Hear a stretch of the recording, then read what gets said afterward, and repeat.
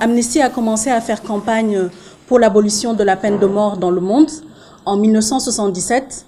Il n'y avait pas de pays en Afrique qui avait aboli la peine de mort. 40 ans plus tard, on se rend compte avec plaisir que beaucoup de pays ont rejoint les rangs des pays abolitionnistes, à commencer par le Cap-Vert en 81. Aujourd'hui, une vingtaine de pays en Afrique subsaharienne ont pu abolir la peine capitale. 15 États peuvent être considérés en Afrique subsaharienne comme des États abolitionnistes parce que tout simplement ces pays ne procèdent plus à des exécutions ou depuis au moins 10 ans ou dans leur pratique ou dans leur politique établie, ils s'abstiennent à faire des exécutions. Donc c'est vraiment quelque chose, un progrès vraiment positif qu'on tient à saluer et que ces dernières années sont, comme l'a dit Steve tout à l'heure, porteurs d'espoir pour nous et pour toutes les organisations qui font campagne depuis plusieurs années pour l'abolition de la peine de mort.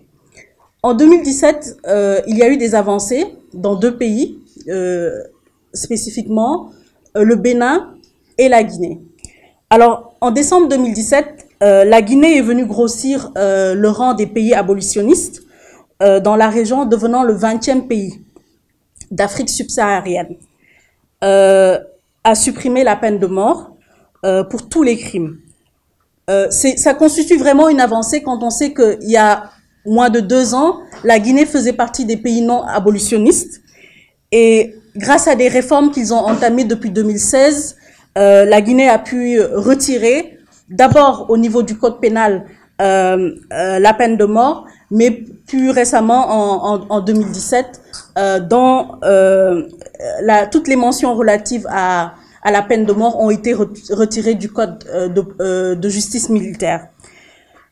Donc ce châtiment n'existe plus en Guinée et nous tenons à saluer vraiment cette avancée remarquable en Guinée. Deuxième pays, le Bénin. Alors le Bénin a commencé ce processus depuis 2012 et en janvier 2016, la Cour constitutionnelle a statué qu'aucune personne ne peut désormais être condamnée au Bénin à une peine capitale. Donc cette décision a fait que, dans les faits, la peine de mort était abolie au Bénin. Mais paradoxalement, Amnesty a fait un travail dans les prisons et a pu identifier 14 personnes qui étaient encore dans les couloirs de la mort au Bénin. Et nous avons fait campagne en faisant des pétitions, en publiant un rapport, en partageant nos recommandations aux autorités béninoises, en leur demandant de mettre en pratique leur volonté d'abolir la peine de mort en commuant la peine de ces 14 personnes. Et au moment où nous publions ce rapport, depuis février 2018, les autorités béninoises ont commué la peine de ces 14 personnes qui étaient dans les couloirs de la mort et nos collègues qui ont pu les rencontrer voient que ces personnes maintenant sont des prisonniers qui ne sont plus séparés d'autres prisonniers et donc peuvent vivre sans avoir au-dessus de leur tête cette menace d'être peut-être exécutés un jour ou pas.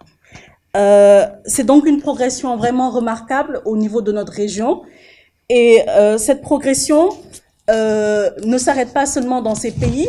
On voit que le Burkina, que le Tchad et que la Gambie, le Kenya sont aussi dans ce chemin pour abolir définitivement ce châtiment. Ces avancées sont vraiment positives pour nous et ils sont à la fois le fruit d'un travail de longue haleine de plusieurs militants qui luttent pour la dignité humaine, contre la peine de mort et qui, sous cette pression, continuent à faire ce travail-là.